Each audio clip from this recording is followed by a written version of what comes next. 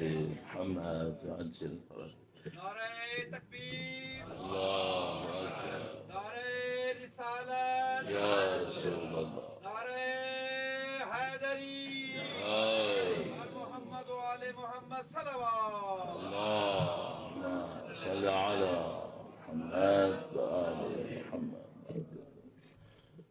وقت امام کے حضور ادائے احترام کے لیے اور رہبر معظم کی شہادت کی تذکرت ان کے حضور پیش کرنے کے لیے انشاءاللہ امام کی نظر لطف کے حصول کے لیے ان کے ظہور کی تعجیل کے لیے ایک بار پھر درود بھیجیں محمد و آل محمد پر. صلی اللہ علیہ آل محمد وعجل. اعوذ باللہ من الشیطان الرجیم. بسم اللہ الرحمن الرحیم. الحمد للہ رب العالمین والصلاة والسلام علی سید الانبیاء والمرسلین حبیب الہ العالمین ابی القاسم محمد صلی علی آل محمد وعلی آلہ الطیبین الطاہرین سیما بقیۃ اللہ فی الارضین. قال اللہ تعالی فی کتابہ الکریم. بسم اللہ الرحمن الرحیم. وَنُرِيدُ أَن نَّمُنَّ عَلَى الَّذِينَ اسْتُضْعِفُوا فِي الْأَرْضِ وَنَجْعَلَهُمْ أَئِمَّةً وَنَجْعَلَهُمُ الْوَارِثِينَ. ایک بار پھر درود بھیجے گا محمد و آل محمد صلی اللہ علیہ محمد. خدا نے تعالیٰ کا انتہائی شکر ہے، خدا نے تعالیٰ کا انتہائی احسان ہے. یہ موقع فراہم کیا خدا نے ولی اللہ کے نام پر، وہ جس نے اپنی جان کا نذرانہ وقت کے امام کے حضور پیش کیا. خدا تعالیٰ نے جو ولایت اہل بیت اطہار علیہ السلام کی تاثیر رکھی ہے اس کا ایک مظہر ان کی شخصیت تھی، اور الحمدللہ ہمیں فخر ہے. خدا تعالیٰ کا انتہائی لطف ہے. ہم مکتب اہل بیت اطہار علیہ السلام کے چاہنے والے ہیں، ان کے ماننے والے ہیں. اس مکتب نے ہر دور میں خون دینا ہوتا ہے. اس کی تاریخ ایک معنی میں کہتے ہیں سرخ تاریخ ہے، یہ شہرت سے لکھی جاتی ہے. اس کی حقانیت کی دلیل ایک دلیل یہی ہے کہ اس میں ہر دور کے اندر مخلص لوگ آتے ہیں جو اہل بیت اطہار علیہ السلام کی تعلیمات کا پیکر ہوتے ہیں، اور اس کے بعد وہ اپنی جانوں کے نذرانے اپنے مقصد کی خاطر، اپنی فکر کی خاطر پیش کرتے ہیں. جان تو سب نے دینی ہوتی ہے، داری کے مرنا تو سب نے ہوتا ہے، اور بعض اوقات ایسا بھی ہوگا کہ لوگ دشمن کے ہاتھوں مارے جائیں گے، جیسے ابھی اس جنگ کے اندر ہو رہا ہے، ہزاروں لوگ شہید ہو رہے ہیں. تو جو خاص بات ہوتی ہے وہ کیا ہوتی ہے بھئی؟ جب اگر صرف دشمن کے ہاتھوں شہید ہونا ہی ہو تو بھی ہزاروں لوگ ہوتے ہیں.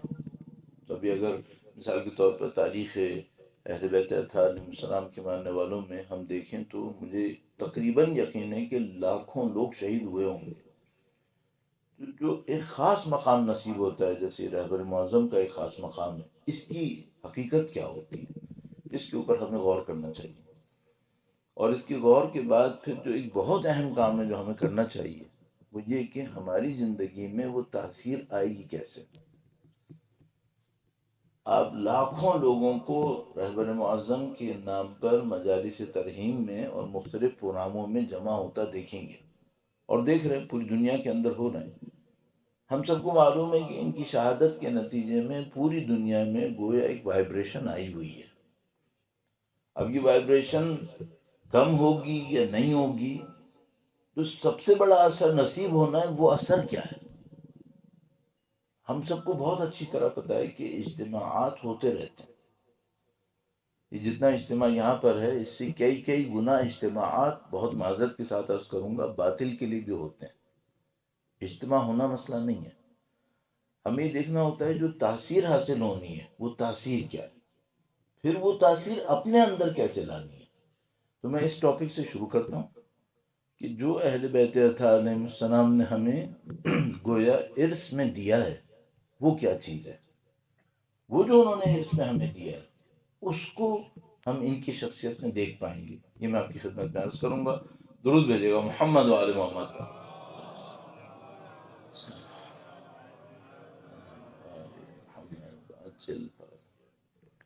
میں ہمیشہ کوشش کرتا ہوں جہاں پہلی دفعہ جاؤں وہاں اپنے تعارف کے لیے خود دو چار جملے بول دوں. پھر سوچتا ہوں کہ اب وہ چند جملے میں نے رٹے ہوئے ہیں، وہ جگہ جگہ جا کر بولنا اچھا نہیں ہے. تو اس خاطر میں نے پھر اس کو اسکپ کر دیا کہ میں نے کہا ٹھیک ہے میں ہر جگہ پہ جا کے نہ بولوں، اور بالآخر کچھ نہ کچھ لوگوں کو پتہ چل ہی گیا ہوگا. تو اس خاطر میں نے آپ کا وقت اس پہ نہیں لگایا، میں ڈائریکٹ ٹاپک پہ ہی آ گیا. بس اتنا عرض کرتا چلوں کہ مجھے طالب علم بننے میں تقریباً 42 سال ہو گئے، اور اس 42 سال میں تقریباً 33 ملکوں میں مجلس پڑھ چکا ہوں. تو جو میں آپ کی خدمت میں عرض کر رہا ہوں اس میں نے اپنا کوئی تجربہ ڈالا ہوا ہے، اور اس تجربے کے بعد میں آپ کی خدمت میں چند پوائنٹس عرض کروں گا. اور یہ ہمیں دیکھنا ہوگا، دوسری دفعہ عرض کر رہا ہوں، یہ ہمیں دیکھنا ہوگا یہ ہمارے اندر کیسے آئے گا. میرے خیال میں اہل بیت اطہار علیہ السلام کی خاص میراث ہے.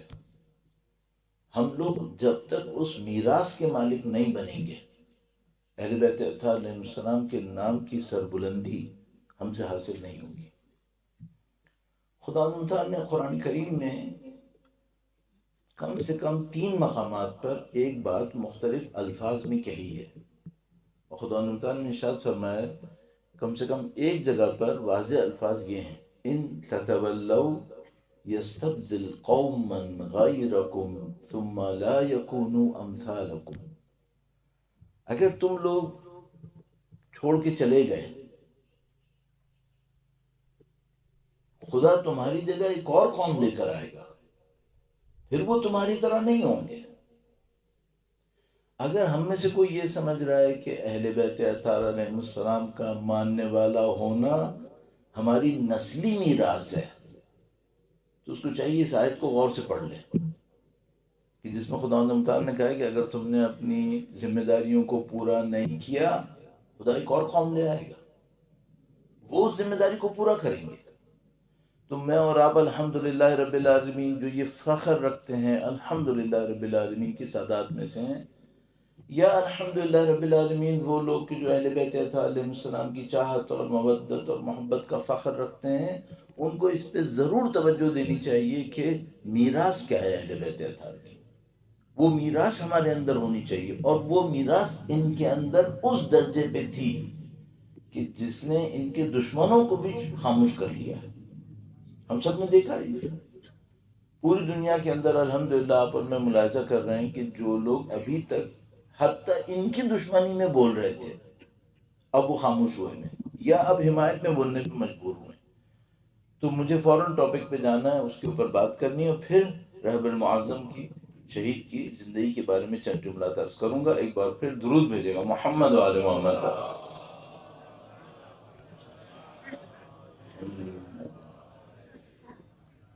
اگر ہم سے کوئی یہ کہے کہ بھئی ہم 1400 سال کے بعد اہل بیت اطہار علیہ السلام کے اس خطے عرضی پر ہیں، تو وہ کون سے 3 پوائنٹس ہیں جس کو ہم اہل بیت کی میراث تعبیر کریں گے؟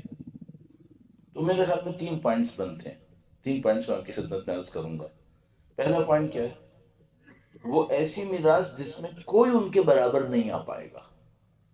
ہم سب کو معلوم ہے کہ اگر دولتوں کا حساب کریں تو اہل بیت اطہار نے مولا کے نام سے منسوب شعر میں موجود ہے کہ فرمایا ہم اللہ کی اس تقسیم پہ راضی ہیں کہ دولت کسی اور کو ملے اور ہمیں علم ملے. رضینا بالقسمت الجبار فینا، ہم اس پہ راضی ہیں کہ دشمن کو دولت مل جائے اور ہمارے پاس علم آئے. یہ پہلی میراث ہے. اگر ہم اہل بیت اطہار علیہ السلام کے راستے پر چل رہے ہیں الحمدللہ رب العالمین، اور ان کے راستے پر اگلی نسلوں کو بھی لے کے چلنا چاہتے ہیں انشاءاللہ، تو ہمارے پاس علوم اہل بیت اطہار علیہ السلام کی میراث ہونی چاہیے. صحیح. اب یہاں پہ کئی سوال ہیں جو اس کے پیچھے ہیں، وہ یہ کہ بھئی وہ جو علوم اہل بیت کی میراث ہے، وہ میراث ہے کیا؟ وہ میراث کیا ہے؟ تو مثال کے طور پر میں جب اور ملکوں میں کبھی جاتا ہوں تو میں ان کی خدمت میں عرض کرتا ہوں کہ بھئی آپ کے دنیا میں، آپ کے ملک میں فلاں فلاں یونیورسٹی دنیا میں رینکنگ میں یہاں پر ہے. کبھی ایسا ہوا کہ ان یونیورسٹیز کا کوئی اسکالر آپ کے پاس آئے اور کہے کہ ہماری دنیا کی اس مشکل کا حل آپ کے امام نے کیا دیا ہے؟ کیوں نہیں ہوا؟ علم کی میراث کس کے پاس ہونی چاہیے تھی؟ ہمارے پاس۔ جو دنیا میں علم طلب کرنے والے تھے ان کو کہاں جانا تھا؟ اہل بیت کے پاس۔ تو ہمارے پاس کیوں نہیں آئے پھر؟ اس کی صرف ایک وجہ تھی، ہم نے اس میراث کے اوپر محنت نہیں کی تھی۔ تو ایک واقعہ مجھے یاد آتا ہے، ہمارے بہت پرانے ایک استاد تھے، یہ واقعہ میں نے ان سے شاید 1985 میں سنا تھا۔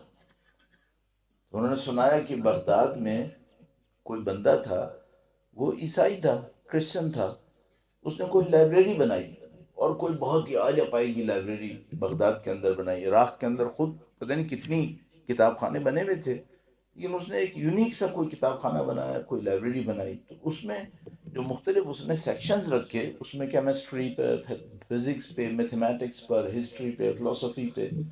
تو اس نے اس لائبریری کے اندر ایک سیکشن علیحدہ سے نہج البلاغہ پہ بھی رکھ لیا، اور وہ تھا کرسچن۔ اس زمانے میں علامہ امینی کا دور تھا، علامہ امینی جنہوں نے الغدیر کتاب لکھی تھی۔ تو وہ بہت متاثر ہوئے کہ بھئی یہ خود علامہ امینی امیر المومنین کی چاہت کے لیے مشہور تھے، انہوں نے الغدیر کتاب امیر المومنین کے حق کے دفاع کے لیے لکھی تھی۔ جب ان کو پتہ چلا کہ اس طرح عیسائی نے ایک کتاب خانہ بنایا ہے، اس کے اندر امیر المومنین کی نہج البلاغہ کے اوپر علیحدہ سے اس نے ایک سیکشن رکھا ہے، تو علامہ امینی خود دیکھنے گئے، کہا مجھے اس سے ملنا ہے۔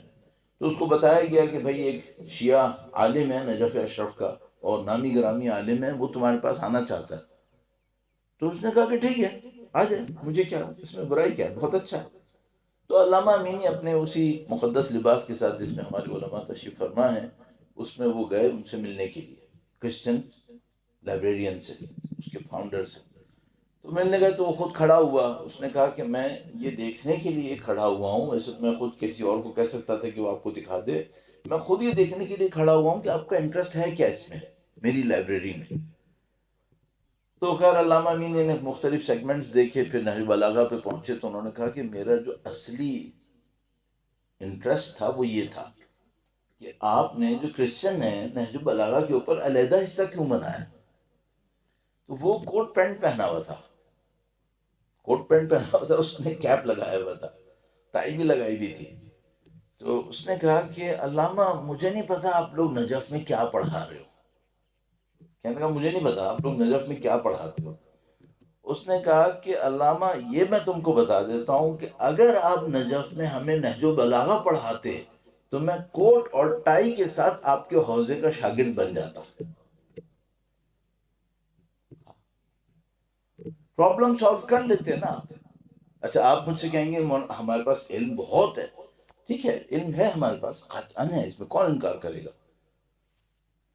یہ علم زمانے کی مشکل کو حل کر لے گا؟ کر کے دکھاؤ،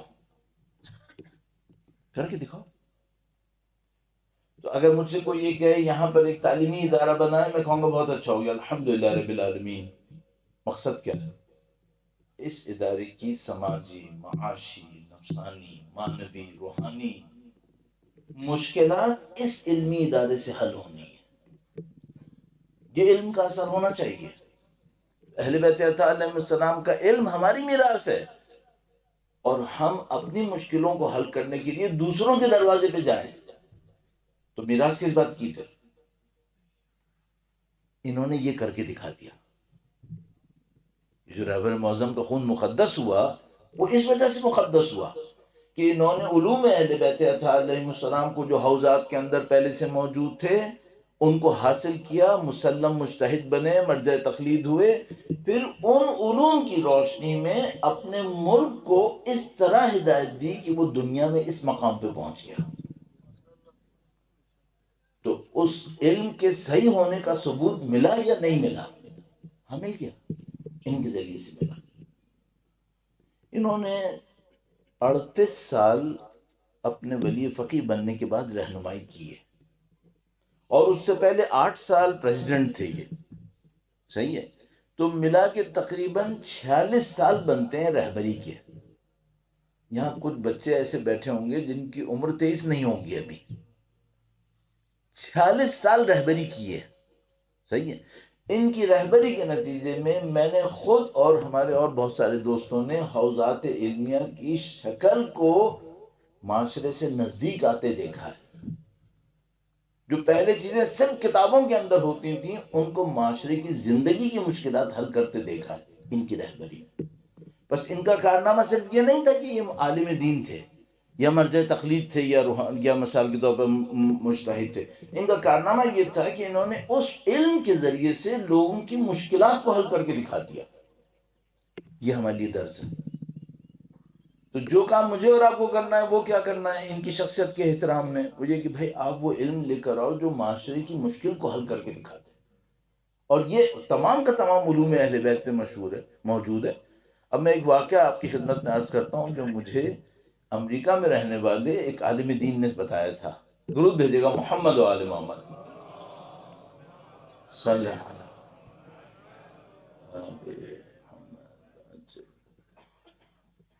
نیو یارک میں ایک عالم دین رہتے ہیں. ایک دفعہ وہ پاکستان آئے ہوئے تھے تو ہماری ملاقات ہوئی تو انہوں نے مجھے واقعہ سنایا تھا. آپ لوگ ظاہر ہے کہ رہبر معظم کی شہادت کے عنوان سے جو منعقد ہوا ہے جلسہ اس میں تشریف لائے ہیں. میں راستے میں برادر سے کہہ رہا تھا کہ پتہ نہیں میری زندگی میں کیا ہو گیا ہے، اب میں شہادت کا غم نہیں مناتا.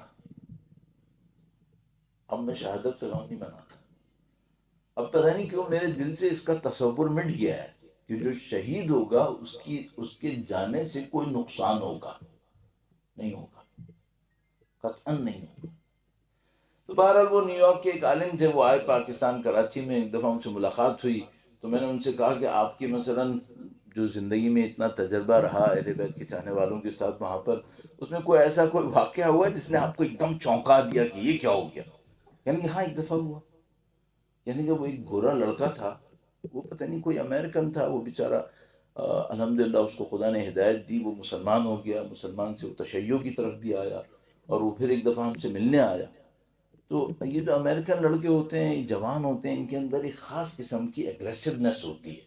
ذرا ایگریسو اسٹائل میں بات کرتے ہیں، چاہے آپ مرض تقلید بھی ہونا تو ایسی ہی بات کرتے ہیں.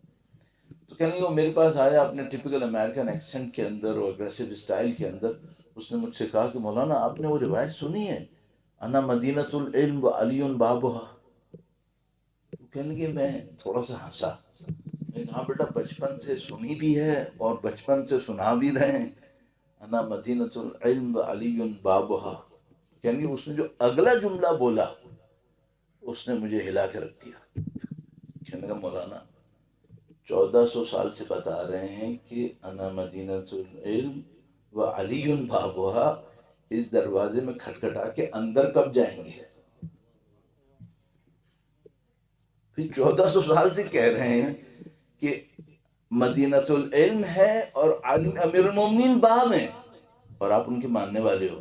تو بھائی جا کے وہ علم نکال کے بھی تو لاؤ، اب وہ بھی تو دو. مجھے زندگی میں کوئی مشکل حل کرنی ہوتی ہے مجھے کسی اور کے پاس جانا پڑ رہا ہے، یہاں سے کیوں نہیں حل ہو رہی؟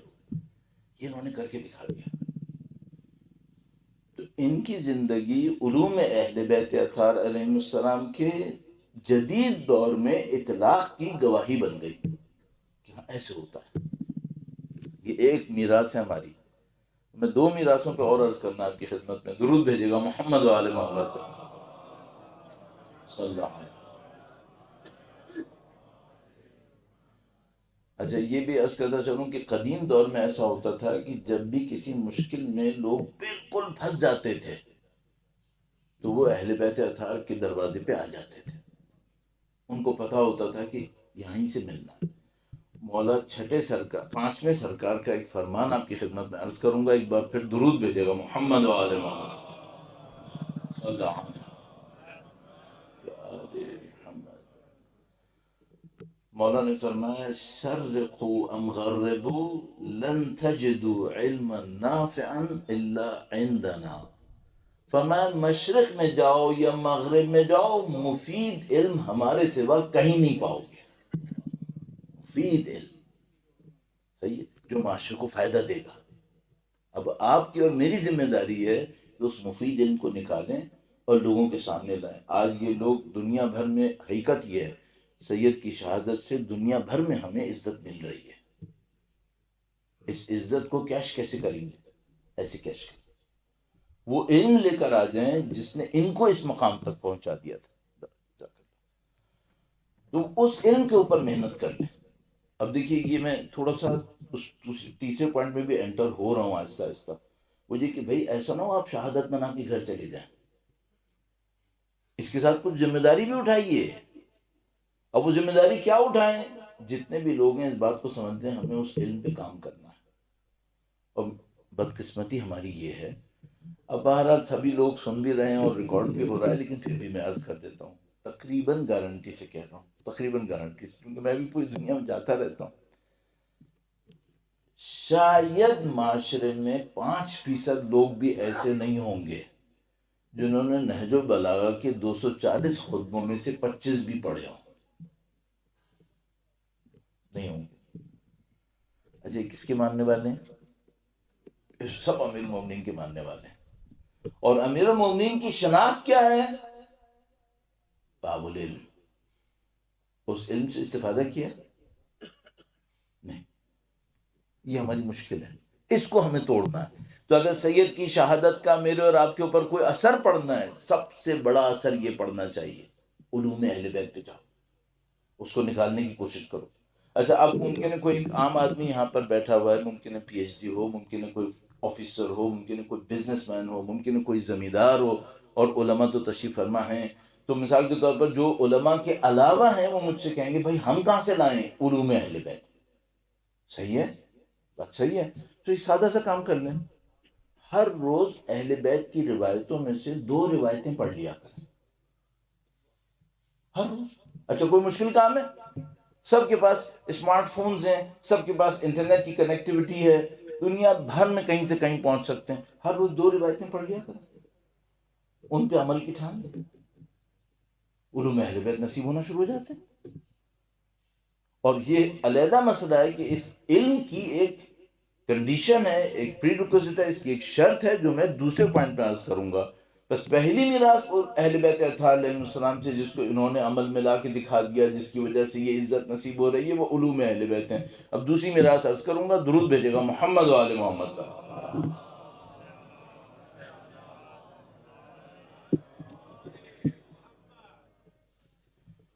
کچھ چیزیں ایسی ہوتی ہیں جس میں اہل دنیا نے اہل بیت کی نقل اتارنے کی کوشش کی ہے، دیکھیے. مثلا جب ہمارے 5ویں امام نے، 6ٹھے امام نے درسگاہ تشکیل دی جہاں پہ وہ فتویٰ دیتے تھے، تو کچھ لوگ ان کی درسگاہ سے سیکھ کر باہر جا کر اپنے فتوے کی دکان چمکاتے تھے. ہم سب کو معلوم ہے کیسا ہوا ہے، نقل اتارتے تھے. ایک جگہ ایسی ہے جہاں کوئی نقل نہیں اتار پایا، ایک جگہ ایسی ہے جہاں کوئی نقل بھی نہیں اتار پایا. وہ کون سی جگہ تھی؟ وہ جگہ تھی جہاں بات اس پہ آتی تھی کہ کون خدا سے نزدیک ہے. ہاں، اس کو کیا کہتے تھے؟ اس کو کہتے ہیں تقوی. اگر دنیا میں کسی کا خدا سے کوئی رابطہ ہے تو سب سے اچھا رابطہ اہل بیت اطہار علیہ السلام کا ہے. یہ ان کی میراث ہے. اچھا ان کی یہ میراث ان کے اندر نظر آتی ہے یا نہیں نظر آتی؟ ایسی نظر آتی ہے کہ وہ روس کا صدر پیوٹن جو کسی کے سامنے احترام سے نہیں بیٹھتا، وہ اپنے بیٹھنے میں بہت اسٹائلش ہے اور بہت اگریسو آدمی ہے، کیونکہ اس کو بھی سیاست میں اور قیادت کے اوپر کام کرتے ہوئے 40 سال کے قریب ہو رہا ہے. وہ کہتا ہے کہ میں جب ملا تو مجھے لگا جیسے میں نے حضرت عیسیٰ علیہ السلام کو دیکھ لیا ہے. ان کی معنویت اتنی چمکتی ہے. وہ جو خدا سے تعلق تھا وہ ان کے اندر نظر آ رہا تھا. بس ان کی شہادت جو تھی وہ عام آدمی کی شہادت تھی نہیں، کچھ اور تھا. اس نے پوری دنیا کے اوپر اثر ڈال دیا. کیوں ڈال دیا؟ نمبر 1 علوم اہل بیت کا مظہر، نمبر 2 خدا کے ساتھ رابطہ. خدا کے رابطے میں گہرائی ان کے اندر تھی. اچھا یہ خدا ہم سے چاہتا ہے یا نہیں چاہتا ہے؟ ہاں یہ چاہتا ہے. خدا کے رابطے میں گہرائی ہونی چاہیے. کسی نے ان سے پوچھا کہ روزانہ قرآن کریم کتنا پڑھنا چاہیے. کہنے جب میں جوان تھا تو زیادہ پڑھتا تھا، اب تھوڑا سا مشکل ہے، کم پڑھتا ہوں، اب 2-3 سپارے پڑھتا ہوں روزانہ. تو میں بیٹھا ہوں ان کی ایثار ثواب، ترہیم، یاد کی مجلس میں، جلسے میں روزانہ کتنا قرآن پڑھتا ہوں. ان کی شہادت کی تاثیر میں بہتر نہیں تھوڑا سا بڑھا دوں. کل یہ مجھ سے پوچھیں گے کہ تم میرے نام پر عزت لینے تو چلے گئے تھے، یہ بتاؤ تم نے میرے راستے پہ عمل کیوں نہیں کیا؟ خدا کے ساتھ ایک رابطہ ہونا چاہیے. وہ تو یہ شہید نہ بھی ہوتے تب بھی ہونا چاہیے تھا. اب تو شہید ہو گئے نا، ان کے ذریعے ہمیں عزت مل رہی ہے، پوری دنیا میں عزت مل رہی ہے، تو ان کے راستے پہ عمل نہیں کرنا تھا کیا؟ تو کر لیں. ابھی یہیں بیٹھے بیٹھے اپنے ذہن میں ایک بات سوچیے گا. آپ میں سے کچھ لوگ ہوں گے جو روزانہ کچھ قرآن کریم پڑھ رہے ہوں گے، تھوڑا سا بڑھا دیں. اچھا کچھ یقیناً ہوں گے، بلا تکلف کہہ رہا ہوں، کچھ یقیناً ہوں گے جو بالکل نہیں پڑھ رہے ہوں گے. ایک صفحہ پڑھنا شروع کر دیں، ایک صفحہ پڑھنا. ان کی شہادت کی تاثیر صرف نعروں میں نہیں آنی چاہیے، ہمارے عمل میں آنی چاہیے، ہمارے عمل میں آنی چاہیے. اچھا بھائی، وہ خدا کے ساتھ رابطے میں آپ نے کہا بھائی ایک آپ قرآن کریم کی تلاوت ہو گئی، اور کیا ہونا چاہیے تھا؟ اور یہ ہونا چاہیے تھا کہ ہم خدا کا کوئی ایسا ذکر کرتے جو ہمارے دلوں کو زندگی دے دیتا. یہ کچھ ہونا چاہیے تھا. تو مثال کے طور پر میں کیا ریکمنڈ کروں؟ الحمدللہ سب واجبات پہ عمل کر رہے ہیں، سب اپنے اپنے کاموں کو انجام دے رہے ہیں. چھوٹی سی ایک بات عرض کروں گا، آپ اپنی زندگی میں جتنے بھی بچے یہاں بیٹھے ہیں نا، ان کو میں کہہ رہا ہوں دیکھو میری عمر دیکھ لو جتنی بھی ہے، میں تم کو گارنٹی سے کہہ رہا ہوں کہ تم نے اس پوائنٹ پہ عمل کر لیا، زندگی کچھ اور ہونے والی ہے. سادہ سا ایک کام کر لو. وہ کیا کر لو؟ روزانہ 1 منٹ یا 2 منٹ خدا سے اپنی زبان میں بات کر لو. بس اس سے آپ کی معنویت پہ اثر پڑے گا، اس سے خدا سے جو رابطہ ہے اس کے اوپر اثر پڑے گا. یہ شہید بزرگوار، وہ لبنان کے اندر سید بزرگوار. سید سے کسی نے پوچھا جب آپ کے اوپر مشکل بہت زیادہ پڑتی ہے تو آپ کیا کرتے ہیں؟ کلپ موجود ہے. سید نے کہا کہ میں تنہائی میں جاتا ہوں اور مشکلات کو خدا کے سامنے کہہ کے کہتا ہوں خدا تو بتا اس مشکل میں مجھے کیا کرنا چاہیے. اچھا ممکن ہے کوئی یہ کہے کہ مولانا یہ تو آپ رہبر معظم کی بات کر رہے ہیں، سید بزرگوار کی بات کر رہے ہیں، وہ ایک ایران میں تھے ایک لبنان میں تھے. بعض لوگوں کے ذہن میں ایسا آنے لگا ہے جیسے چکوال میں خدا اتنا نیچے نہیں ہے، وہاں تھوڑا ذرا نیچے ہے، پاکستان میں اتنا نیچے نہیں ہے شاید. بعض لوگوں کے ذہن میں ایسے آنے لگا. میں ایک دفعہ ایک اسکول کی تقریب میں بیٹھا تھا، میرے برابر میں ایک صاحب آ کر بیٹھے، خدا سے رابطے کے اوپر بات ہے، تو وہ برابر میں آ کے بیٹھے. تو وہ جو محفل تھی اس میں ہمیں بھی تھوڑا سا کوئی ٹائٹل ملا ہوا تھا، تو ہم سمجھ رہے تھے کہ ہم تھوڑا سا مثلا وہاں پرومیننٹ ہیں. تو وہ جو آ کے بیٹھے وہ کافی ہلکے پھلکے لباس میں تھے اور تھوڑا سا دبے دبے سے لگ رہے تھے. تو میں نے سوچا کہ نہیں اچھی بات نہیں ہے، بندے خدا کی مجھے ہمت بڑھانی چاہیے کہ بھئی آپ یہاں پر آئے ہو، کوئی مسئلہ نہیں ہے، اچھی بات ہے. تو میں نے اس خاطر ان سے بات چیت کرنا شروع کی. پھر میں نے پوچھا آپ کیا کام کرتے ہیں؟ باتیں کرتے کرتے تو انہوں نے کہا سر میں ہائی کورٹ میں کام کرتا ہوں. تو میں نے کہا آپ ہائی کورٹ میں کیا کام کرتے ہیں؟ کہنے کہ بس مشغول ہوں، کافی وقت سے ہوں. تو میں سوچا شاید اسٹینوگرافر ٹائپ کا ہوگا یا پروٹوکول آفیسر ہوگا. تو میں نے کہا نہیں کوئی مسئلہ نہیں، آپ بتائیں. کہنے میں ہائی کورٹ میں سینئر مجسٹریٹ ہوں. پھر میں نے کہا اچھا مجھے تھوڑا سا سمٹ کے بیٹھنا چاہیے، یہ تو بھائی کچھ اور ہی ہے یہ. تو میں نے اس سے کہا کہ سر پھر آپ کو اتنا زیادہ چھپنے کی ضرورت کیا ہے؟ کہنے نہیں الحمدللہ بالکل صحیح ہے. بعد میں نے اندازہ لگایا غیر معمولی متواضع انسان، غیر معمولی متواضع. اچھا پاکستان کے جوڈیشل سسٹم کے اندر اتنا اوپر جا کر اتنا متواضع انسان ہو ذرا مشکل ہوتا ہے. میں نے اس سے کہا کہ آپ نے، میں نے ان سے ایک جملہ کہا، میں نے کہا آپ لوگوں کا کام بہت سخت ہے. یعنی ہمارا کام سخت ہے. میں نے کہا میں اس لحاظ سے کہہ رہا ہوں کہ خدا خود تو علیم بھی ہے اور قدیر بھی ہے اور وہ عدل کر سکتا ہے. نہ ہمارے پاس علم ہے نہ ہمارے پاس طاقت ہے، اور ہم سے کہتا ہے اے دلو تم عدل کرو. کہاں سے کریں؟ اب آپ کی ذمہ داری کتنی زیادہ ہو گئی بھائی، نہ آپ کے پاس علم ہے کہ آپ کو بتاؤ کہ بھائی کون مجرم ہے کون بے گناہ ہے، اور آپ نے عدل کرنا ہے، تو آپ کرتے کیسے ہیں؟ کہ مولانا صحیح کہہ رہے ہیں، بہت سخت کام ہے۔ تو میں نے کہا آپ کیسے کرتے ہیں؟ پھر اس بندے خدا نے مجھے یہ بتایا، فوت ہو چکے ہیں، اللہ ان کے درجات بلند کرے۔ انہوں نے کہا، خدا سے رابطے بات ہو رہی ہے، انہوں نے کہا کہ میں اپنی کورٹ میں ہوتا ہوں تو دونوں طرف کے وکیل باتیں کر رہے ہوتے ہیں، کہ نہیں مجھے پتا ہوتا ہے کہ وکیل حضرات بعض اوقات پیسے لے کر غلط کو بھی صحیح کر لیتے ہیں، کوئی یہاں وکیل بیٹھا برا نہ مانے، سب ایسے نہیں ہوتے۔ تو بہرحال انہوں نے کہا کہ ہمیں معلوم ہے کہ بھائی یہ وکیل حضرات ایسے کرتے ہیں، کہنے کہ میں دونوں کے دلائل سنتا ہوں، اس کو بھول جاتا ہوں کس کا کون وکیل ہے، چھوڑ دو اس کو، کہنے کہ میں جج کرنے کی کوشش کرتا ہوں کون حق ہے کون باطل ہے، کہنے میں کوشش کرتا ہوں، اگر مجھے سمجھ میں آ جائے یہ صحیح ہے یہ غلط ہے یہ حق ہے یہ باطل ہے، کہنے کہ میں ججمنٹ دے دیتا ہوں جو بھی کسی کا وکیل تھا۔ اگر نہیں سمجھ میں آتا، مجھے بالکل سمجھ میں نہیں آتا کون حق ہے کون باطل ہے، یہ بالکل سمجھ میں نہیں آتا، تو میں کیس کی پروسیڈنگ نپٹانے کے بعد اپنے چیمبر میں جاتا ہوں۔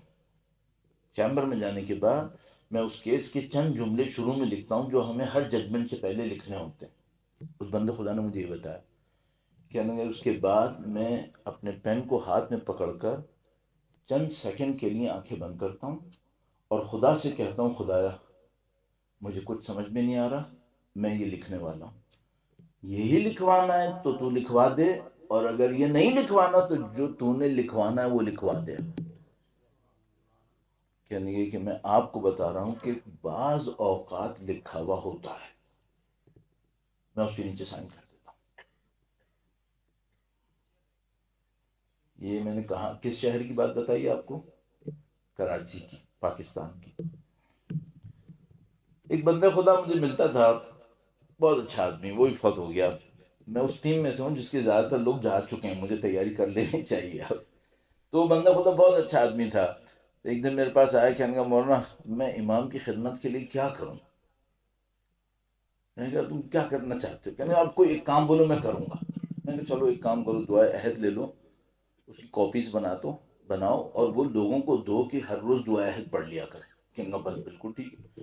وہ گیا، بندہ خدا نے دعائے عہد کی سائیکلوسٹائلز بنائی، اس کو سب پلاسٹک کوٹنگ کی، یہ کیا وہ کیا، اور اس کے بعد وہ ہر روز ہر دفعہ جمعے میں، جہاں میں جمعہ پڑھاتا تھا ایک زمانے میں، وہاں جا کے کھڑا ہو جایا کرتا تھا، جس کا بھی ذرا سا اس کو لگتا تھا کہ یہ کرے گا، اسے ایک کاپی پکڑاتا تھا اور کہتا تھا بھائی اللہ کے واسطے اس کو اگر ہر جمعے پڑھ سکتے ہو ہر جمعے پڑھ لو، ورنہ ہر روز پڑھ لو تو بہت ہی اچھا ہے۔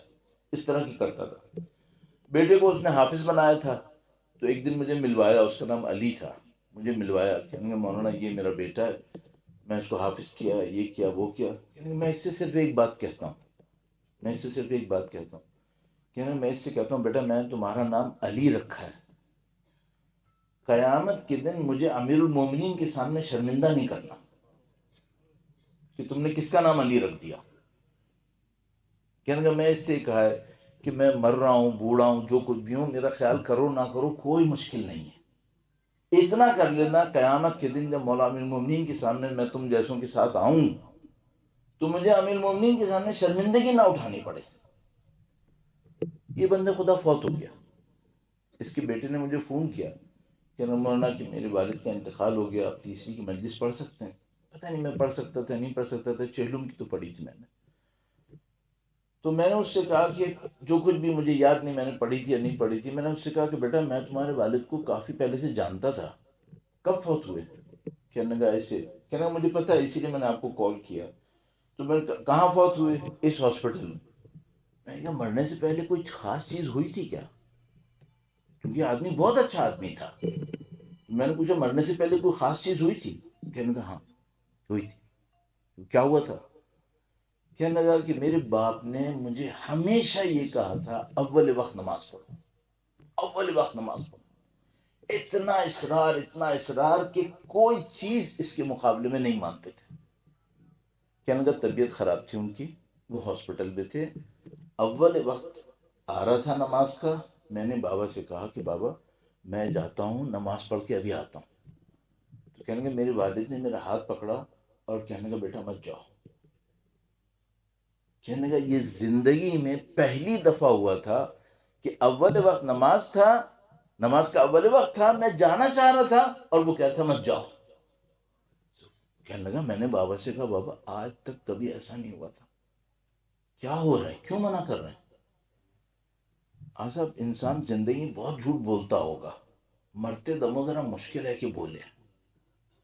کہنے لگا میرے بابا نے کہا بیٹا مت جاؤ، چہاردہ معصومین کی زیارت آئی ہے. کہنے لگا مت جاؤ، چہاردہ معصومین کی زیارت آئی ہے، تبرک کا وقت ہے، بیٹھ جاؤ.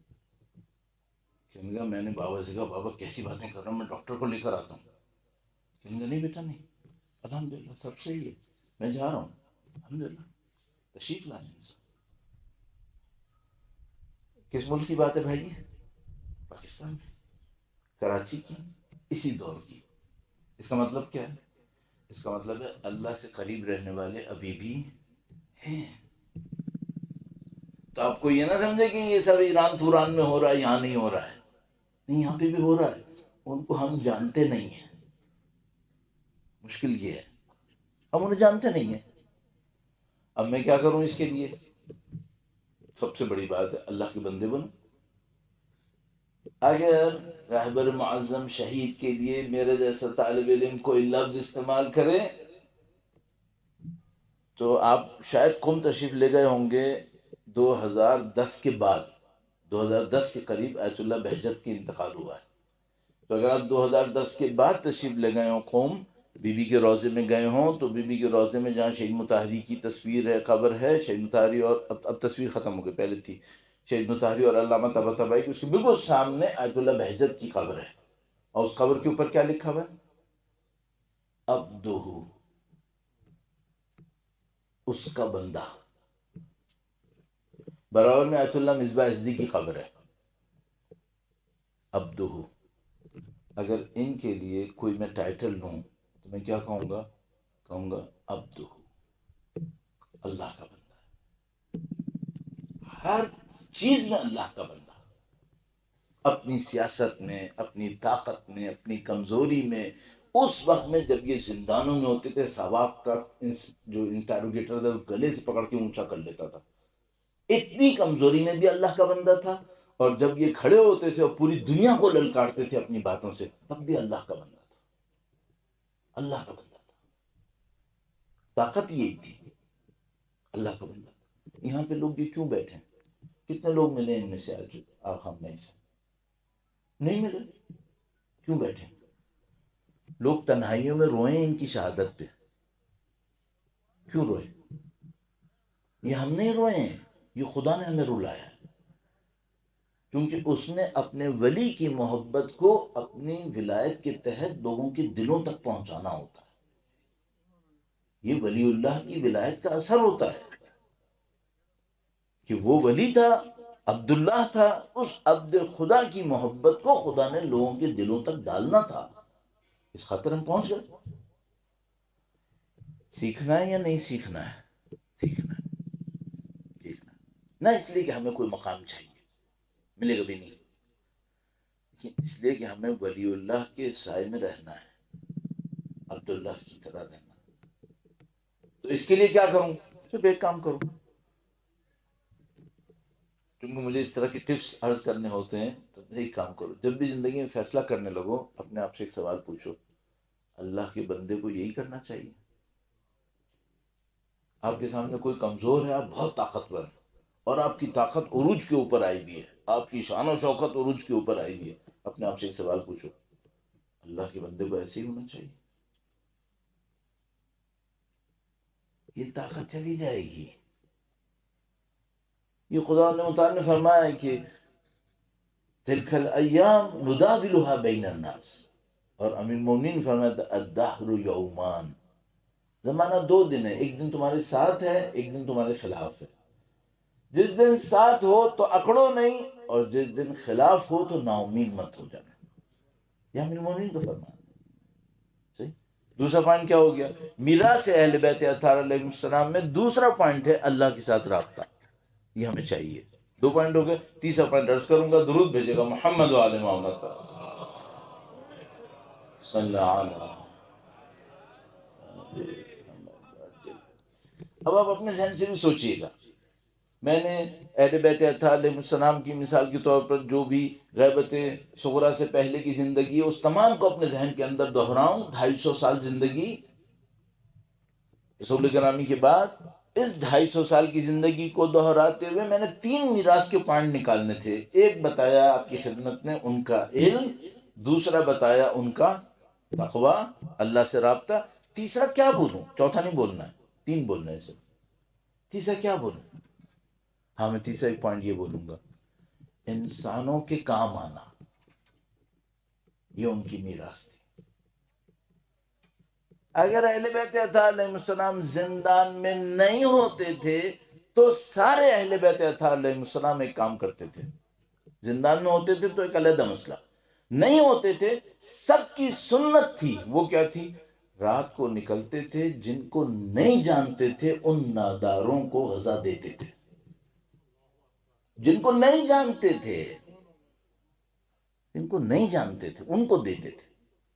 صحیح ہے، یہ ان کی سنت تھی، ہمیشہ یہ کرتے تھے۔ ایک واقعہ مشہور ہے، بولو چھٹے سرکار کا، درود بھیجے گا محمد و آل محمد صلی اللہ علیہ وسلم۔ وہ واقعہ مشہور ہے، اس پہ کہتے ہیں، راوی کہتا ہے کہ میں اندھیری میں، رات بھی ایسی تھی جس میں چاند نہیں تھا، تو گوپ اندھیرا تھا، اس میں اسٹریٹ لائٹ تو نہیں ہوتی تھی، گوپ اندھیرا، ویسے بھی یہاں پہ کہاں اسٹریٹ لائٹ ہوں گی، سب کو پتہ ہے۔ تو گوپ اندھیرے میں کہنے لگا میں نے دیکھا کہ مولا تشریف فرما ہیں اور ان کے پاس کوئی وزن بھی ہے، اور مدینے کی پتلی پتلی گلیاں جو کچھ بھی، کہنے لگا میں پریشان ہوا کہ مولا اس تنہائی میں، اتنی تاریکی میں اس طریقے سے تشریف فرما ہیں اور وزن بھی ان کے ہاتھ میں ہے۔ تو اس نے کہا کہ مجھے لگا امام کی جان کو خطرہ بھی ہو سکتا ہے، کوئی خطرہ پہنچا سکتا ہے، تو میں پیچھے پیچھے چلنے لگا۔ کہنے لگا ایک دفعہ میں نے احساس کیا کہ جیسے جو امام کے ہاتھ میں تھا وہ زمین پر گر گیا۔ کہنے لگا میں نزدیک آیا، میں نزدیک آیا تو امام نے فرمایا فلانی نزدیک آؤ، کہ میں پہنچ گیا۔ امام نے فرمایا جو زمین پہ گرا ہے اسے اٹھاؤ۔ تو کہنے لگا میں نے بھی ہاتھ یوں ٹٹول ٹٹول کے زمین پہ ڈھونڈا تو روٹیاں تھیں۔ کہنے لگا میں نے جھاڑ جھوڑ کے روٹیاں جمع کی، وہ امام نے ایک تھیلے میں ڈالی، اور اس کے بعد جب وہ روٹیاں اس تھیلے میں جمع ہو گئیں تو اس کے بعد میں نے کہا کہ مولا یہ میں اٹھاؤں؟ امام نے فرمایا نہیں، میں خود اٹھاؤں گا۔ امام نے خود اٹھایا، اٹھا کے اس کے بعد شہر کا ایک چوراہا مانند تھا، جو اس زمانے میں ہوتا تھا، ایک جگہ تھی جہاں پہ اعلان ہوتے تھے، یہ ساری باتیں ہوتی تھیں۔ کہنے امام وہاں پہ تشریف لائے، وہاں پر غریب غربا رات کو ایسے ہی پڑھ کے سو جاتے تھے، تو وہاں پہ غریب غربا کچھ تھے، امام نے مجھ سے کہا کہ ہر ایک کے ساتھ ایک روٹی رکھتے چلے جاؤ، خود بھی رکھی خاموشی سے، اور مجھ سے بھی یہ کہا کہ ہر ایک کے ساتھ ایک روٹی رکھتے چلے جاؤ۔ تو کہنے لگا میں روٹی رکھتا چلا گیا، جب وہ ختم ہو گیا معاملہ تو پھر میں امام کے پاس دوبارہ آیا، امام نے شاید مجھے یاد آتا شاید روایت میں تھا دعا دی، کیا ہوا؟ پھر کہنے لگا میں نے امام سے پوچھا کہ مولا یہ جن کو آپ نے روٹی دی یہ سب آپ کے ماننے والے تھے؟ گپ اندھیرا ہے، شہر کا چوراہا ہے، اس نے کہا مولا یہ سب آپ کے ماننے والے تھے؟ امام نے ایک جملہ ارشاد فرمایا بہت عجیب، امام نے فرمایا کہ اگر یہ ہمارے ماننے والے ہوتے تو ہم ان کو اپنے دسترخوان پہ بٹھا کے سالن کے ساتھ بھی کھلاتے۔ یہ وہ نہیں ہے جن کو میں دعوت دوں گا تو میرے گھر آئیں گے، یعنی یہ ایسے لوگ ہیں ان کو دعوت بھی دوں گا تو گھر پہ نہیں آئیں گے، ان کو میں کھلانے یہاں آیا ہوں۔ ہاں، انسانوں کے کام آتے تھے۔ اب ادھر واپس آتا ہوں، اگر کسی ایک انسان کی زندگی میں، کسی ایک انسان کی زندگی بچ جائے، من احیا نفسا فکأنما احیا الناس جميعا، میں آپ سے صرف ایک بات پوچھوں گا، اس خوش قسمت انسان کی زندگی میں ان کی زندگی کتنے انسانوں کے کام آئے گی؟ شمار نہیں ہے، شمار نہیں ہے، بے شمار۔ اچھا کام آنے میں 3-4 درجے بنتے ہیں، ایک کام ہوتا ہے صرف پیٹ بھر دیا، ایک کام ہوتا ہے اس کو زندگی دے دی۔ اگر میں صرف یہ شمار کروں نا کہ ان کی تدبیر کے نتیجے میں کتنے انسانوں کی زندگیاں بچی ہیں، وہ بھی لاکھوں میں ہیں، وہ بھی لاکھوں میں ہیں۔ جس طرح انہوں نے اپنے آپ کو، اپنے معاشرے کو لے کے سیاست کی، تدبیر کی، 1988 سے ہیں ایسا بھی ہے۔ ابھی تو مجھے معلوم ہے، ظاہر بہت سارے بچوں کو تو یاد بھی نہیں ہوگا 1988 میں کیا ہوا تھا، کون کون سی جنگیں اس کے بعد ہوئی تھیں۔ میں اس وقت ایران میں تھا۔ اور یہ بھی میں عرض کرتا چلوں اختتام پہ لے جاتے ہوئے، وہ یہ کہ یہ آئے تھے آیت اللہ خمینی کے بعد۔ آیت اللہ خمینی کی شخصیت میں اتنا طلسم تھا، اتنی وہ کیرزمیٹک پرسنالٹی تھی کہ یوں لگ نہیں رہا تھا کہ یہ ان کی جگہ بیٹھ پائیں گے ڈھنگ سے۔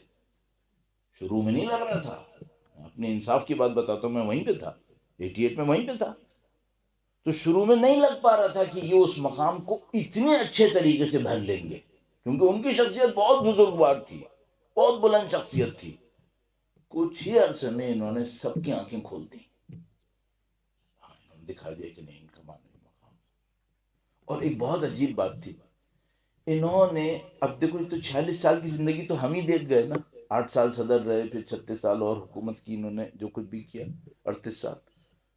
اس پوری مدت کے اندر کبھی یہ احساس نہیں ہوا کہ انہوں نے کوئی مصنوعی کام کر دیا۔ جو کیا وہ سب ایسا لگتا تھا اندر سے کرنا، اندر سے کرنا۔ مثلا آپ ان کے حسینیہ جائیں گے جہاں پہ وہ بیٹھا کرتے تھے، تو وہاں پہ کارپیٹ نہیں تھے۔ ایران میں آپ کسی بھی مسجد میں جائیں، کسی بھی امام بارگاہ میں جائیں، وہاں پہ قالین بچھے ہوئے ہوتے ہیں۔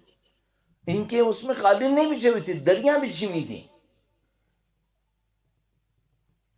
کبھی ان کی چپل دیکھیں، مختلف جگہوں پہ جب یہ وزٹ پہ جاتے تھے تو ان کے جوتوں کی تصویر کھینچ دیتے تھے لوگ، اور حیران رہتے تھے کہ یہ کیا کر رہے ہیں۔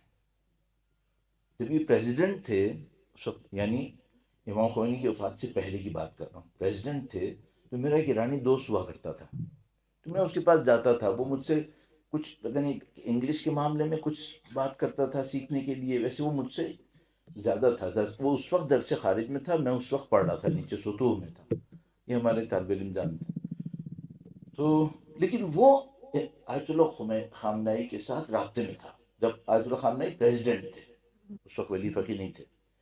تو ایک دن ہم لوگ بیٹھے ہوئے تھے، تو میں بات کر رہا تھا، ہم لوگ بات کر رہے تھے کہ امام خمینی کی حیات میں جو لوگ ان کے ساتھ ہیں، ان میں کون کس مقام پر ہے۔ تو اس نے کہا کہ ان کا مقام بہت اوپر ہے، کہنے کا مجھ سے کہ ان کا مقام بہت اوپر ہے۔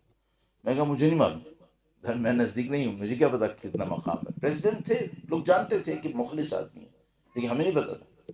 تو میں نے پوچھا تم کیوں کہہ رہے ہو؟ تم کیوں؟ میں نے پوچھا کیوں کہہ رہے ہو؟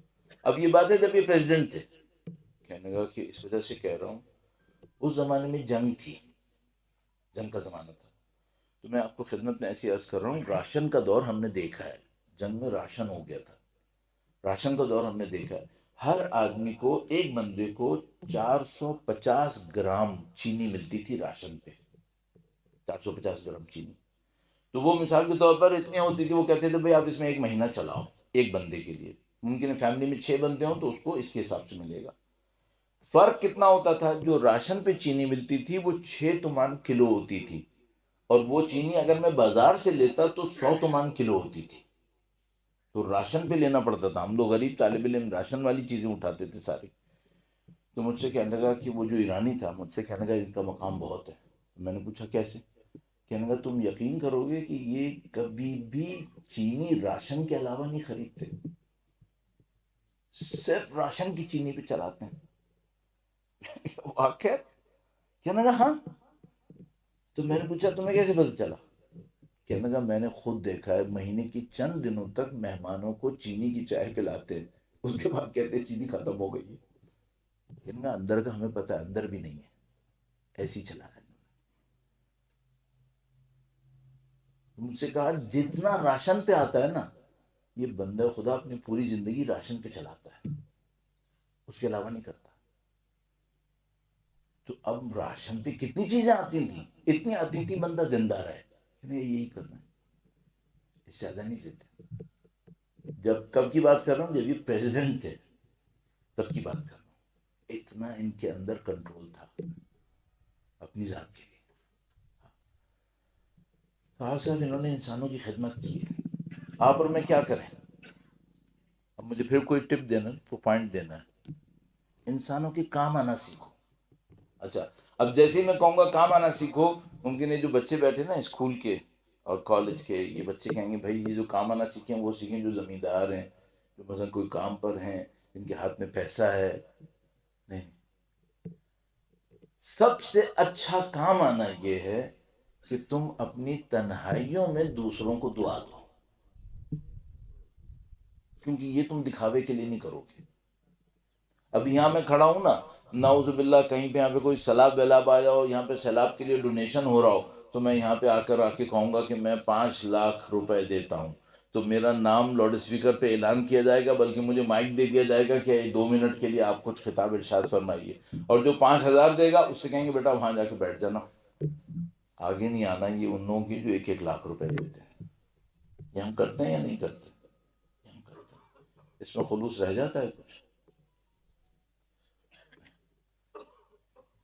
یہ جو اللہ کی خاطر کام آتے ہیں وہ ایسے کام آتے ہیں کہ جو ہم لوگ کے ماں باپ کہتے تھے، ایک ہاتھ دو دوسرے کو پتہ نہ چلے. یہ ایسے کام آتے ہیں، ان کو اللہ نے سعادتیں دی. یہ جو دلوں پہ محبت چل رہی ہے نا، اسے کس وجہ سے؟ بس ایزان مسلم. تیسری میراث کیا ہے؟ تیسری میراث ہے لوگوں کے کام آنا. اور کون سا کام آنا؟ بے لوس کام آنا. لوس عربی کا لفظ ہے، اس کا مطلب ہوتا ہے گندگی. اردو میں بھی استعمال ہوتا ہے. بے لوس کا مطلب گندگی کے بغیر. تو گندگی کیا ہے؟ دکھاوا، احسان جمانا، یہ گندگی ہے. کوئی بے لوس کام آئے وہ خامنہ ہی ہے. ان لوگوں نے ایک کام کر دیا ہم لوگوں کے لیے، اسٹینڈرڈ اتنے اوپر لے گئے کہ ہم سب لوگ چھوٹے چھوٹے بونے رہ گئے. اب اتنا اوپر لے گئے. ان کی شہادت نے تو ایک اور کام کر دیا، جان بھی دے دی. اور کیا کمال کی زندگی گزاری ہے. یعنی انسان اگر کبھی حسرت کرے کسی کے اوپر، رشک آئے، ان لوگوں کی زندگی پہ. شروع سے لڑے، اللہ کی راہ میں جہاد کیا، ظلم کے خلاف آواز اٹھائی، اہل بیت اطہار کے راستے پہ چلے. جب کبھی طاقت ملی انقلاب کے بعد تو محاذ کے اوپر پہنچ گئے، لٹرلی اسلحہ لے کے جہاد کیا. خدا نے طاقت دی تو صدر بنے، تو پوری دنیا کے اندر مظلوموں کے لیے کام کیا. خدا نے اور طاقت دی، ولی فقیہ بنے تو اپنی زندگی کو ہی وقف کر دیا. 86 سال اللہ کی بندگی میں گزار کر آخر میں شہادت نصیب ہو گئی. کیا زندگی ہے. اچھا میں اس کی آرزو کروں یا نہیں کروں؟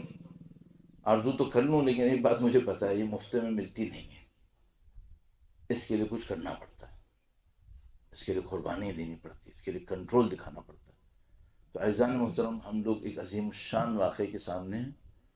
جو کچھ ایران میں اس وقت ہو رہا ہے جنگ کے نتیجے میں، اور یہ اور وہ، بہت سارے لوگ اس کے اوپر بھی کچھ سننا چاہ رہے ہوں گے. شاید اب وقت بھی نہیں ہوگا، حوصلہ بھی نہیں ہوگا، لیکن بس میں ایک جملہ آپ کی خدمت میں عرض کر دوں گا، چند جملے اس میں عرض کر دوں گا. جو کچھ ہو رہا ہے اس وقت، میں اس کو بہت تفصیل سے کراچی میں عرض کر چکا ہوں، تقریباً 2.25 گھنٹے. لیکن میں آپ کی خدمت میں بس یہاں پہ یہ عرض کروں گا کہ جو کچھ ہو رہا ہے، یہ کم سے کم بھی اگر میں کہوں تو سمجھ لو 600 سال میں ایک دفعہ ہوتا ہے جو اس وقت ہو رہا ہے. کم سے کم. تھوڑا سا اوپر نہ ہوں تو میں آپ کو گارنٹی سے ایک جملہ کہہ رہا ہوں، گارنٹی سے. میں طالب علم ہوں، مجھے پتا ہے میں کیا عرض کر رہا ہوں. میں آپ کو گارنٹی سے کہہ رہا ہوں، غیبت امام کے اندر، اس 1150 سال کے اندر کبھی اہل بیت اطہار علیہ السلام کفر اور نفاق کے اتنے بڑے مارکے میں نہیں آئے تھے جتنے بڑے مارکے میں اس وقت ہم کھڑے ہیں. اور یہ 1150 سال 1200 سال میں پہلی دفعہ ہوا ہے کہ اہل بیت کے چاہنے والے اتنی بڑی طاقت کے ساتھ نہ صرف اللہ کی نصرت حاصل کر رہے ہیں بلکہ اس کی فتح بھی حاصل کر رہے ہیں. الحمدللہ.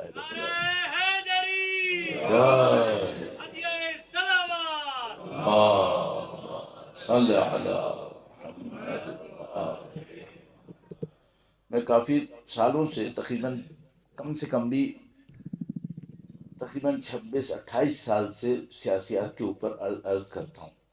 تو میں تقریباً 10 سال سے یہ جملہ مسلسل عرض کر رہا تھا کہ اس وقت روئے زمین کے اوپر کوئی طاقت اہل بیت کے چاہنے والوں کو شکست نہیں دے سکتی ہے. میں تقریباً 10 سال سے عرض کر رہا تھا. تو جب میں عرض کرتا تھا تو میرے اپنا بھائی بھی مجھ سے آ کر کہتا تھا کہ بھیا ذرا سا ہاتھ ہلکا کر لو، شاید ایسا نہ ہو. میں اس کو کہتا تھا نہیں، میں تم کو گارنٹی سے کہہ رہا ہوں کہ اس وقت روئے زمین کے اوپر کوئی طاقت اہل بیت اطہار کے چاہنے والوں کو شکست نہیں دے سکتی ہے. یہ جو جنگ ہو رہی ہے نا، اس کی رہبر معظم نے 30 سال تیاری کروائی تھی، کم سے کم 30 سال تیاری کروائی تھی، باقاعدہ ایک ایک چیز پلان کی تھی، ایک ایک چیز پلان کی تھی. اور آپ میں سے جو لوگ جانتے ہیں وہ پڑھ رہے ہیں کہ مثال کے طور پر صرف ایک چیز کو لے لو، میزائل سٹیز. یہ میزائل سٹیز کیسے ہیں، یہ کہاں بنے؟ یہ سمجھ لیں کہ یہ جو آپ کے پاس پہاڑیاں ہیں یہ مٹی کی ہیں. اگر یہ پہاڑیاں گرینائٹ کی ہوں، گرینائٹ کو کاٹنا آسان کام نہیں ہے. تو جو بنکر بسٹر امریکہ کا سب سے ہیوی بامب ہے، یہ بنکر بسٹر جب زمین کے اوپر گرتا ہے تو نارمل سرکمسٹانسز میں 50 سے 60 میٹر تک نیچے جا سکتا ہے. تقریباً ایران کا ہر میزائل سٹی 300 فٹ کی پتھریلی چٹان کے نیچے ہے. اس کا مطلب ہے امریکہ ابھی یہ بنکر بسٹر نہیں، اگلے 20 سال تک بھی بنکر بسٹر بناتا رہے، میزائل سٹی تک نہیں پہنچنے والا ہے. ان میں سے کچھ میزائل سٹی ایسے ہیں جن کے اوپر چٹان نہیں ہے، گرینائٹ کی چٹان ہے. صحیح ہے؟ تو جو بنکر بسٹر نارمل سرکمسٹانسز میں 50 سے 60 میٹرز تک پینیٹریٹ کرتا ہے، گرینائٹ کی چٹان پر اس کی پینیٹریشن 15 میٹر ہوتی ہے. صرف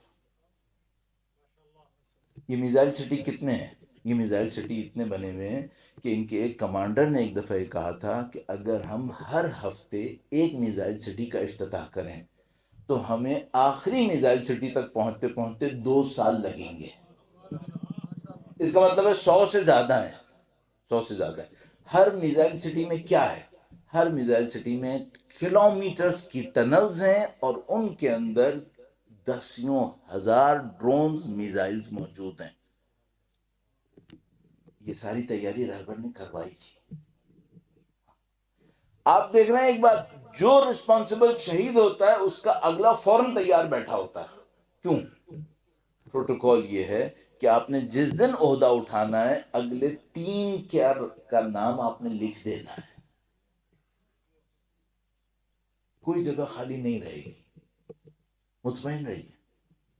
تو جب میں کہتا تھا نا کہ روئے زمین کے اوپر کوئی طاقت نہیں جو اس وقت اہل بیت اطہار علیہ السلام کے چاہنے والوں کو شکست دے، اور پچھلی دفعہ جب وہ 12 دن کی جنگ ہوئی تھی تو پہلے جو 1.5 دن گزرا تھا اس میں جو میرے اطراف کے لوگ تھے مجھ سے کہنے مولانا ابھی بھی شعور ہے آپ کو کہ وہ جملہ صحیح تھا؟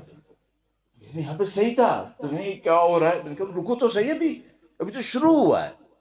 اور اس دفعہ تو پہلے گھنٹے میں رہبر شہید ہو گئے، لوگوں کا مورائل ایک دم نیچے آنے لگا کہ بھائی صبر کرو، ابھی تو جنگ شروع ہوئی ہے، کیوں گھبراتے ہو؟ یا پچھلی دفعہ جب لبنان میں سید حسن شہید ہوئے تھے، لوگ کیا بول رہے تھے؟ حزب اللہ گئی، سید حسن شہید ہوئے، سید صفی شہید ہوئے، اتنے بڑے بڑے کمانڈر شہید ہوئے، گئی حزب اللہ. جو کہہ رہے تھے گئی وہ کہاں ہے؟ اب جو واپس آئی ہے ابھی کوئی ٹک نہیں پا رہا ان کے سامنے، وہ اتنی طاقت کے ساتھ واپس آ گئے ہیں. ابھی تو میرے خیال میں نیتن یاہو سوچ رہا ہوتا کاش میں نے سید حسن کو نہ مارا ہوتا. اتنی طاقت تو نہیں آتی اب ہے. تو آپ ایک بات پہ مطمئن رہنا، یہ ہم لوگ ہیں جن کے دل پریشان ہوتے ہیں، ان لوگوں کے دل پریشان نہیں ہوتے. ہاں خدا پہ مطمئن. ابھی تو ہماری طاقت کا زمانہ ہے. یہ لوگ جب کمزور تھے تب بھی پریشان نہیں تھے. ہاں جب کمزور تھے یقین مانو کمزوری میں نے دیکھی ہے. ہم لوگ آپ میں سے جو ہیں علماء تشریف فرمائیں، یہ کچھ لوگ جنگ کے زمانے میں ایران میں ہوں گے. کمزوری بتاؤں کیا تھی؟ کمزوری یہ تھی قم میں تقریباً -12 ہوتا تھا ٹیمپریچر، تو ہیٹر کے بغیر تو گزر سکتا ہی نہیں تھا. کسی کے پاس جلانے کو مٹی کا تیل نہیں تھا. قم میں. تو ہم لوگ مدرسے کے تہہ خانے میں جا کے سارے لڑکے سوتے تھے اور وہاں پر تیل کا ایک بیرل کے اندر لکڑی جلا کے گرم کرتے تھے. کہاں پہ بیٹھے تھے ہم؟ ایران میں، جو دنیا کا سیکنڈ آئل پروڈیوسنگ کنٹری تھا، وہاں پہ یہ تھا. ایک دن اٹھتے تھے مارکیٹ میں دیکھ رہے ہیں، پتہ چلا بھائی صابن ختم ہو گیا. ایک دن پتہ چل رہا ماچس نہیں ہے. اس کمزوری میں یہ قوم نہیں جھکی تھی. ابھی تو طاقت کا دور ہے. میرا اپنا بیٹا قم میں ہے. میں نے اس کو بولا کہ بھائی تم پاکستان آ جاؤ، بہت سارے لوگ آ رہے ہیں. کہنے لگا نہیں میں نہیں آ سکتا، میں وہیں پہ رکوں گا. تو پھر کچھ وقت گزر گیا، انٹرنیٹ پہ کنیکٹ نہیں ہو رہا تھا، پھر مشکل سے کنیکٹ ہوتا ہے. تو میں نے ایک دن پوچھا، میں نے کہا بیٹا یہ بتاؤ مارکیٹ میں سب کچھ ہے؟ کہنے لگا کوئی کمی نہیں ہے، کوئی چیز کم نہیں ہے، سب کچھ ہے. اور ہم سب کو معلوم ہے کہ کیا ہو رہا ہے وہاں پہ. تو آج سب جو بھی آپ سب لوگ ماشاءاللہ اپنے ایمانوں میں بہت قوی ہیں، انشاءاللہ سب کو اطمینان ہے، سکون ہے. لیکن میں آپ کو پھر دوبارہ آپ کی سکون میں اضافے کی خاطر عرض کر رہا ہوں، آپ یقین مانیے خدا نے چاہا انشاءاللہ دنیا کے کفر و نفاق کا اختتام اسی جنگ سے شروع ہو جائے گا انشاءاللہ. اور انشاءاللہ یہی جنگ انشاءاللہ ہمیں اپنے امام کے قدموں میں پہنچانے کا موقع دے گی انشاءاللہ. خدا انشاءاللہ ہمیں امام کے ظہور کا دن دیکھنا نصیب فرمائے گا انشاءاللہ. خدا سے دعا کرتے ہیں، گرچہ میں اہل دعا نہیں ہوں لیکن بہرحال چونکہ میں یہاں پر ہوں تو میں موقع سے فائدہ اٹھا رہا ہوں. اللہ سے دعا کرتے ہیں. اور ایک بات عرض کروں گا، اگر آپ ہر نماز کے بعد اہل دعا کرتے ہیں، نماز کے بعد دعا کرنے سے پہلے 10 مرتبہ یا اللہ بول لیا کریں، زندگی آسان ہوتی ہے، خدا قبول کرتا ہے. تو میں آپ کو عرض کروں گا، اذان کا وقت بھی ہو رہا ہے، 10 مرتبہ یا اللہ کہے گا. اللہم انا نسألک و ندعوک بسمک العظیم الاعظم الاعز الاجل الاکرم یا اللہ یا اللہ یا اللہ یا اللہ یا اللہ.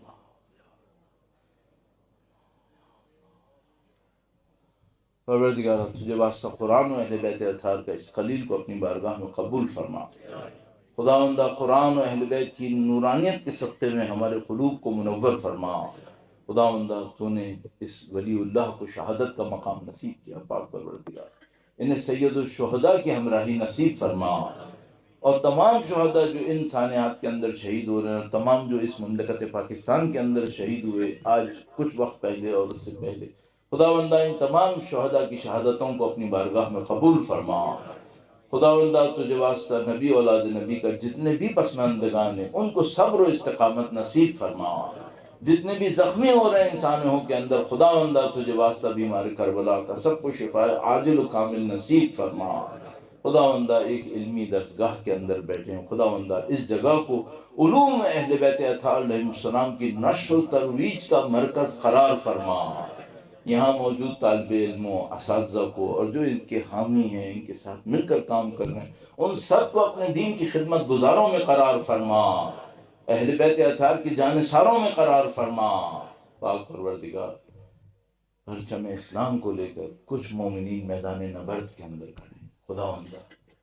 خداوندہ تجھے واسطہ امیر المومنین کے سپہ سالاروں کا، خداوندہ تجھے واسطہ امیر المومنین کی جہاد مقدس کا، خداوندہ تجھے واسطہ رسول خدا کی غزوات کا، پاک پروردگار اور خدایا تجھے واسطہ سید الشہداء کا. اس کفر و نفاق کے مقابلے میں حق کے پرچم کو، لشکر کو فتح نصرت نصیب فرما. خداوندہ اس لشکر کفر و نفاق کو نیست و نابود فرما. خداوندہ ان کی سازشوں کو ناکام فرما.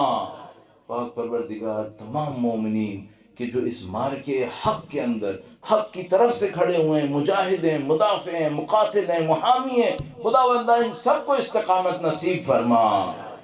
آخری دعا کرتے ہیں خدا سے، خداوندہ تجھے واسطہ مولا سید الشہداء کی مظلومیت کر، خداوندہ تجھے واسطہ بی بی زینب کبریٰ کی مظلومیت کر.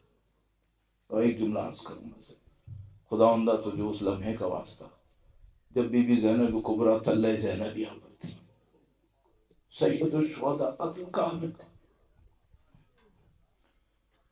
خدا بی بی زینب کبریٰ کے اس غم کا واسطہ، خدا بی بی زینب کبریٰ کی اس شجاعت کا واسطہ جو انہوں نے عبید اللہ ابن زیاد کے دربار میں دکھائی، خداوندہ اس تنہائی کا واسطہ جس سے بی بی بی بی زینب کبریٰ گزری، بہت پروردگار سید و سردار مولا اور آقا امام آخر الزمان کی ظہور میں تعجیل فرما، ہمیں اپنے امام کی نصرت کی سعادت نصیب فرما، اس راہ میں شہادت نصیب فرما، رہبر معظم کے درجات کی بلندی کے لیے، آپ کے ہمارے تمام محرومین کی مغفرت کے لیے، باقی تمام شہداء جو پاکستان کے اندر بھی شہید ہوئے، مختلف مقامات پر مظلومیت میں گئے، ان تمام کے درجات کی بلندی کے لیے درود بھیجیں محمد و آل محمد۔